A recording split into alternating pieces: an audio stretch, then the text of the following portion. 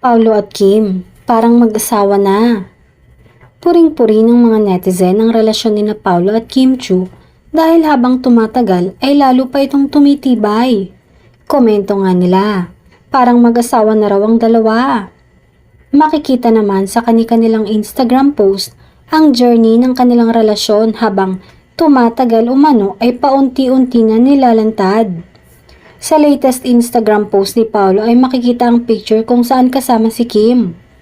Komento naman ng Kim Pao, Mr. and Mrs. Avellino. Kinilig na naman ng mga Kim Pao fans at kanya-kanya nga silang pasimpleng post sa social media accounts nila. I'm 59 years old, kayo na lang ang natitira sa mga idol ko na matibay. Sana magtuloy-tuloy kayong dalawa hanggang kayo at magkapamilya na. Happy for both of you, say ng isang fan. Patiently waiting na mauwi ito sa engagement proposal. Saad naman ng isa pang tagahanga. Yung mukha ni Paolo ngayon, naramdaman ko yung pagmamahal. Parang sentimental ang mood ni Pao. Ang sarap siguro ng pakaramdam na may nagmamahal na isang tao na tunay at kitang-kita mo naman.